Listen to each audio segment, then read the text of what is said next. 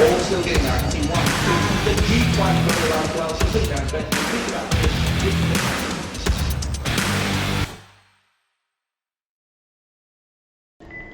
Hi everyone, John McLeod from Macbet. Just going to go through the Macbet roundup of last weekend. As far as the track played, it was interesting. I didn't pick it up till probably halfway through the day. It seemed like the fence was terrible, and on our stats and figures, we've got them around that 1 to 2 lane being a couple of lengths inferior for sure and certain over the rest of the track. Probably from around about the 4 mark out is pretty even, but that 1 to 2 lane was terrible. So keep an eye on a few of those horses that were in there. There wasn't that many. I think there was only around 11 runners we've got in that first 2 lanes sort of thing. But if they went okay, they've gone pretty good, because it was quite a significant disadvantage to be in there. As far as what Macbet did, what did we do? It all depended on what price you got Deep Image in the last. We had a fair result on it. They did bet $6.50 in the morning, and maybe even $10 the previous day. Came right into around about the 380 mark. That was a good result for us. Got a couple of Jagged Edge was a real pounding for us. We had a good bet on it, but we sort of nearly got out on the last one sort of thing, so it was all right. Sunday was really good. We had a few good winners there, especially one of them who blew out in the market just because of the gate, and it was able to get up and win around the $6, $6.40. I think it paid on the totes, and we had another couple of winners. Hong Kong, too many seconds. We backed a few seconds early in the day. We backed one winner, I think it was about race 3. We had a unit on it. It was around about the $4 or $5 mark sort of thing, and but we needed the horse in the last race of Purton's that was 3 wide the trip and working, and just he was too interested in keeping the second favourite 4 wide Purton, and didn't really just push forward, get into a spot, and then he would have kept the second favourite 3 wide instead of trying to keep him 4 wide. Being 3 wide himself, he was buggered. But going back to on Saturday, the way we played it. This first race, you can see we had no units in this race. This is where we put our units down for the sheets and everything. There's nothing there. We had the favourite about $4. It was $2.90. It finished up in the worst part of the track. JJ Dar, it crossed over onto the fence. Fought on, not too bad. They didn't go very fast though. They went around 4 lengths slow for the first bit. So it sort of, the way the race panned out, it was helping the on-pace horses, but as we said, the fence was no good. So the horse where Last Scoper was able to get up 4th 2 wide and peel around in the right spot and get up and win. That was a really pain in the ass sort of thing for me, because we had a good bet on it the 2 weeks ago at Eagle Farm when Byrne went back to the fence, where we thought the fence was a little bit iffy, and he just run out of steam. A little bit of fitness in under his belt, he was able to get up and win here. You see, I gave him a fair bit of improvement to actually, thinking he was right in the race. But market-wise, we pretty much had it the same. We were against Smug Satisfaction. We were thinking that it was coming out of a fairly weakish type of race, and the market had it real firm firm. But we were happy to be against it. Cabin Fever went alright, just made ground late. Market got out a bit, and we sort of forced it in a little bit. We had something on it, and it went good, but it's probably needed the run. It had 255 days off. Going to the second race, here everything sort of was pushing you towards Ocean Addict. If I would have known at this stage that the fence was no good and I had jerried, it would have been a nice bet. I didn't, and I was sort of thinking that was my price, and we're only getting around the 210, so there wasn't enough value for us to be betting into this race. We thought it was hard to beat. Mac the Knife just does what Mac the Knife does, puts in a good one and puts in a shocker. Boom Boom Epic, there was plenty of money for it, plenty of money on Betfair. It forced in. I was sort of a bit doubtful at the 2200.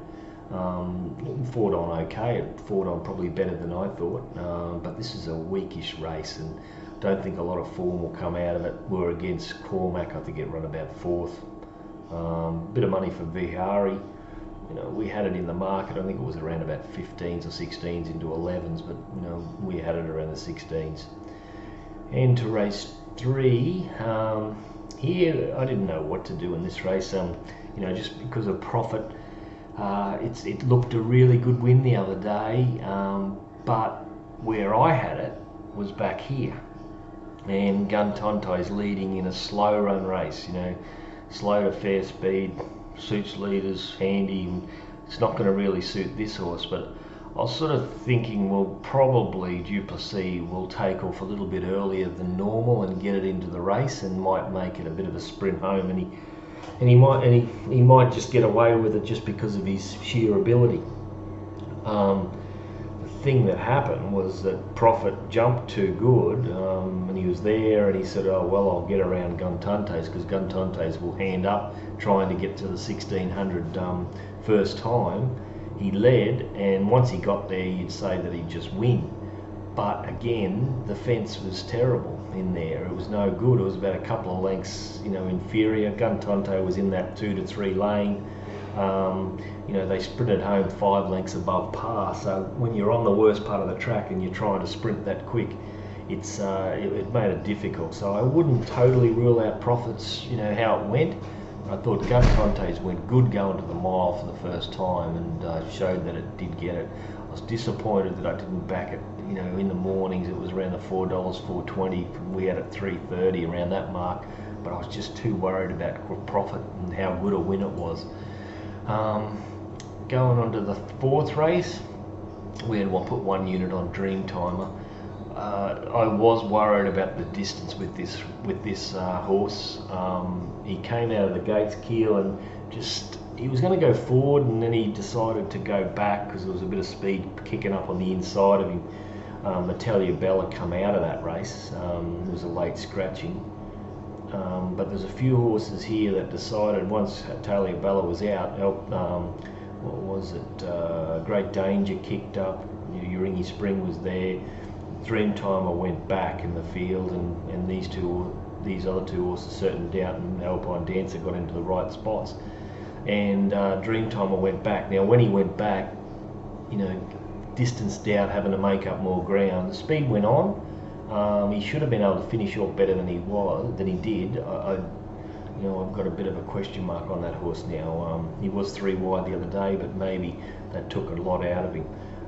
Great Danger was disappointing to a certain degree, but he did go along fairly quickly, and he got out to the right spot. I think he was you know, off the fence in the straight, but he just knocked up the last little bit. And Tacti, which was well backed, we couldn't get it there. I went back and had a look at a few things, and we could have got it into about $7, but you know, we'd have to go back to its best last time in, and I wasn't prepared to do it second up here. I sort of was just sitting on the fence with it, and I got that one wrong. So we had a small bet on Dreamtime, that's what we did, and you know, as I said again, I was a bit worried about distance there and the distance. The next race, we had a good bet on Jagged Edge. I think it's a Black Booker. Come out about half a length slow, which is, you know, in these 1,000-metre races where the barriers are at Eagle Farm, it was just terrible, and he had to work too hard. They went through a sectional 3 lengths above average as well, and him having to push forward second up, get into a, you know, get 4th or 5th 3 wide. It wasn't so much the 3 wide, it was just what he had to do to get there through that sectional that he was just gone the whole way around. You just wanted to, you know, tear up your ticket. So I think you should follow that horse with the blinkers on. You know, when the blinkers go on first time, they can come out a bit slow because they're not used to it, and they're, you know, when other horses jump with them, they get a bit spooked by it. So, you know, I like when they put them on in a trial and they're used to it, and then they go into a race.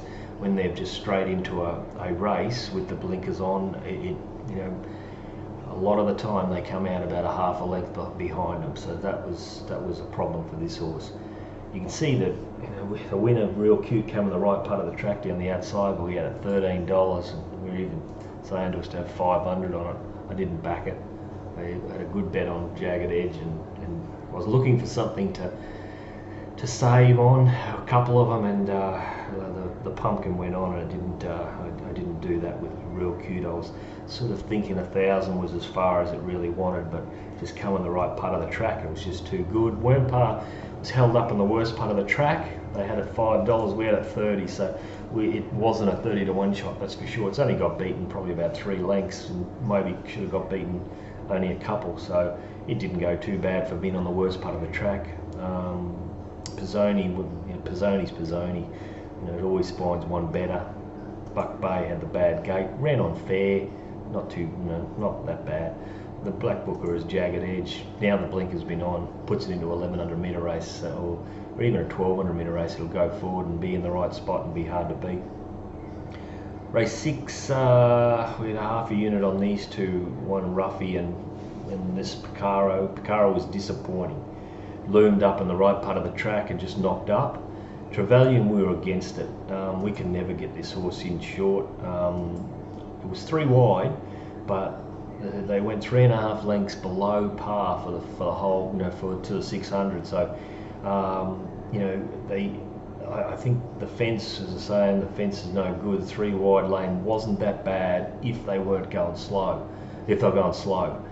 So he loomed up and he just died in his run the last little bit. So it's just a hard horse to catch when you're on it, that horse. He just seems like he finds another one too good for it. Picaro, Polemic was 1. I didn't know what to do with it. I was swapping and changing with prices with it. I think I had it around $16, and then I went back and gave it its run 2 starts ago and came into about $8, and so I was hovering between 16s and 8s, and so I let that go. Unfortunately, La Pulga was in the worst part of the track. It led. Miss Shanty needs a spell. Holbrook went really good. From the coast it went good, and the market didn't really want to have anything to a bar of it, and so I pushed it out. We had it fairly short. We had it around the $9, and because the market went away from me, I sort of thought, okay, well, I don't want to have too much percent in this horse, but I threw something on it, threw something on Ross May, who went no good, but it was on the fence again, and when it did lead, I think the horse is just a sit back and sprint home horse, but he just might have lost this horse going to Sydney and back. And so the horse to follow was Holbrook out of that. It did come on the right part of the track, but it made up good ground in a sectional that they got home 3 lengths above average, so that's a horse to follow. Race 7. Well, I think by this stage, was it this stage? No, it was after race 5 that I was thinking that the fence was no good. This is where I started to think that it's no good. Now, in this in race 6, I was sort of trying to find horses around this area that's going to come down the outside. Rossmay was one of them. And Trevelyan, it was forcing me to be a bit more careful with it, even though I was against it because of the pace of the race. There didn't seem to be too much pace, but Rossmay just went to the front unusually. He did the right thing in a way, because there was no speed in the race, or it looked like it, and he got to the front. They ran 3.5 lengths below par for the first bit, so he had his chance. He did the right thing, but he just didn't go any good. In race 7, because of the fence being no good, we were on Elixir and Captivator. Now, we thought they had chances, but because the fence was no good, I started to drop off this, and I was looking for horses that were going to come down the outside. Now, Park Chinois, I was giving it a chance. Didn't know where it would get to. It got to 4-2 wide, which was okay. But second up, he just didn't find that first up run. So he's a bit of a gunner, Park Chinois, that's for sure as well. We were against Male Escort because of the 1400, the way it was going to be run. Enterprise Prince, I was wrong. We had it around the $6 mark. I couldn't actually get it any shorter than what I did, but it was just that I had a couple of these other horses, Captivator and Elixir, shorter than the market, and it was because of the map. but I couldn't actually get rid of them because they were just going to get such good runs, and I was hoping that they were going to come away from the fence, but Captivator stayed on the fence. They went along fast in this race. They ran 5 lengths fast, which helped Enterprise Prince, and as I said, I was thinking there wasn't that much speed in the race, so we did our money there because what we back on the audio. That was what we backed in the morning. On the audio, we tipped everyone into Park Chinois and just to save a bit on Elixir, just in case he just come around. So Elixir was our result. In race 8, this is a race that totally turned around because of Executed coming out a late scratching, because it was the horse that was going to put speed on with Kubus, and then what do? We took the pace out of the race when Executed come out. The race looks like they've gone 100 mile an hour with Kubus leading by 4 or 5 lengths or whatever it was. They didn't go that fast, so they sprinted home, but they were in a bunch coming to the corner. They all closed up, and the horses in the right positions around that 5 and out position were the ones to beat, and that looks like Elvis. It just closed in the right time.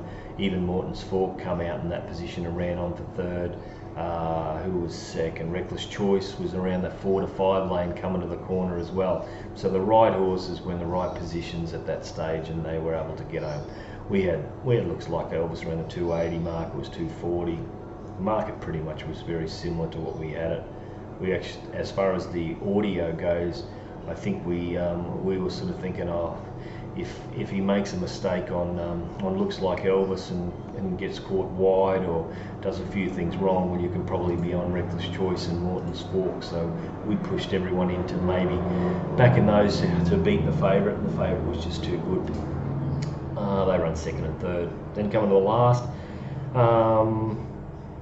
Deep Image went straight to the front. That was a possibility for sure. It's led in the past. Tried to ride it quiet in a trial, and it actually pulled its head off. So it wasn't that surprising that he just let it stride forward. The other horses let him go. Snitz was always going to let him go. Royal Rhythm was always going to let him go because he's a horse that's trying to get go into the 1200.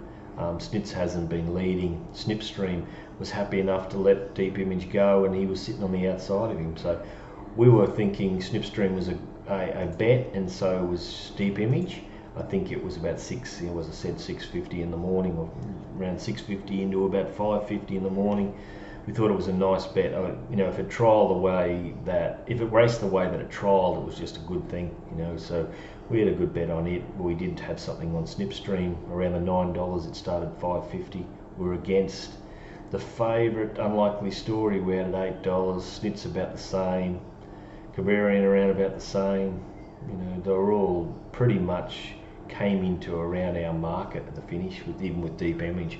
But Hanover Square went good. It was got back in the field, and I think they got home a little bit above par, and it made up some nice ground. It wasn't the better part of the track, but it was chasing horses that were also in the better part of the track. So he went good, that horse. Horse to follow. Can't say anything against Deep Image. It went good as well. But as far as the Black Bookers go, you can see Hanover Square in the last. What else was there? Holbrook. It'll go back to the coast probably. Jagged Edge. Staying at maybe Doomben sort of thing next time around the 1200 metre race. It'd be hard to beat, especially with a couple of runs under its belt now. And that's about all. I think there's only 3. There's nothing totally standing out there. There's just a couple of horses that you can follow, that's for sure. Anyway, we'll be back Happy Valley on Wednesday, and I'm not sure where we're racing it in Brisbane, and then back Saturday again. All right, that's about all for me, and hopefully everyone just didn't do too much harm on what we did on the weekend, and maybe we get them this week. All right, cheers. See ya.